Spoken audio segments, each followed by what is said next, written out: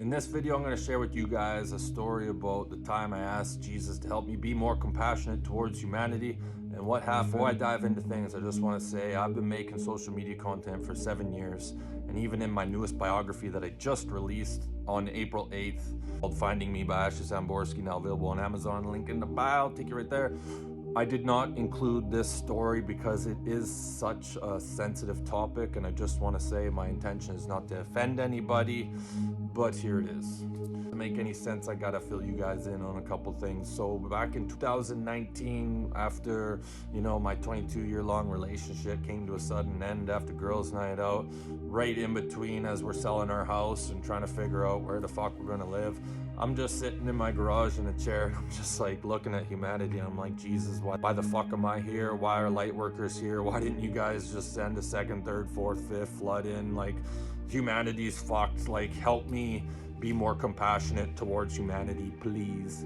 Jesus deliver, yeah, you betcha, in about 7 days, and it was in a way that I never expected. So in order for this to make any sense, I gotta fill you guys in on a couple things. So growing up in my 20s, I'm like 44 now, and all throughout my 20s, I was pretty much an alcoholic with a Jetwick temper. Growing up, I grew up in a very verbally abusive, emotionally unstable environment, and I'd go to school and get fucking picked on and punched in the face. And then high school was the same thing, and as soon as I turned 19 and I realized you could drown out this shithole reality that I never really liked with alcohol, it was like, fucking how do you do, and started drinking with a zero off switch mentality, right?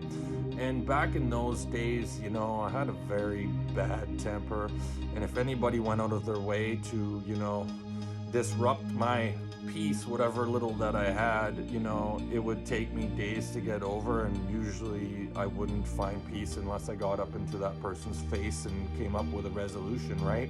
And back in those days, I didn't have a lot of compassion. My mentality was that the biggest dirtbags on planet Earth were pedophiles, and they should basically just all be lined up and fucking hosed down, let's just say, right? One time, just after graduating, I was talking with my buddy on the phone who lived a couple blocks away, and he had an older brother who had a buddy over, and I could hear in the background him asking my buddy, like, oh, who are you talking to? Like, let's go do so-and-so, let's go do this, right? And he's like, oh, it's Ash. And he's like, oh, why are you talking to that guy? He's a fucking pedophile, right? And so when I had this, Jetwick temper problem, and somebody called me the one thing on the planet that I really disliked the most on, I had a big problem. And you could say that, I went over there and things got, up close and personal, you could say. And when I left, my buddy called me and he's like, bro, he's like, it looks like a fucking murder scene here. There's blood on the fucking ceiling. There's blood on my cabinets in the kitchen. There's blood all over the floor. There's blood on the fucking hardwood. There's blood on the carpet. Like, what the fuck kind of thing, right? 2013, when I lost my mom to cancer, I went through this sudden spiritual awakening, and I evaluated everything in my life, right? And when it came to that one experience, that was one thing that I really felt bad about. I was like, you know what, that guy didn't deserve what I handed out to him, despite what he said to me. And I spent about 6 years just connecting with this guy in the astral realm, and I was like, you know what, bro, I'm fucking sorry. I'm like, you didn't deserve that. There was some excess anger taken out on you. I'm sorry, please forgive me.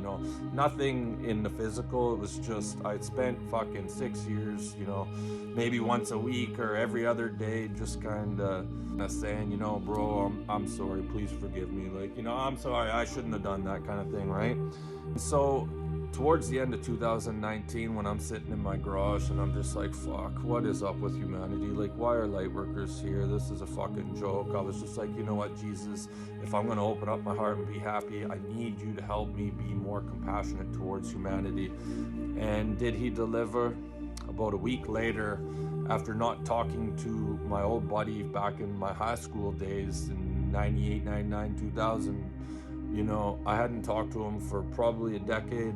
And I get a phone call out of the blue, right? And we're chit-chatting, and we used to be best boys.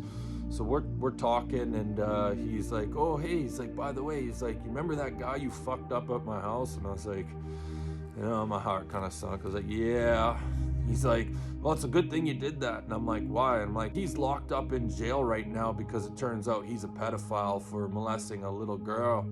Now, this is, and I just want to remind you guys, this is the reason why I've never shared this story. But, you know, despite hearing that, since I spent the last 6 years apologizing to this guy in the astral realm, telling Jesus, my angels, I'm like, look, guys, I feel bad about this. I'm fucking sorry. Like, please forgive me, kind of shit. I spent so much time, despite seeing pedophiles as a bunch of people that should be lined up and hosed down, I couldn't get myself to, you know, be happy for the actions I did after spending 6 years asking for forgiveness. So if you're ever going to ask Jesus for compassion, you better be careful, because you never know what he might deliver. That's all I got. Hit that like and subscribe. Think about sharing this video, and we'll see you in the next one.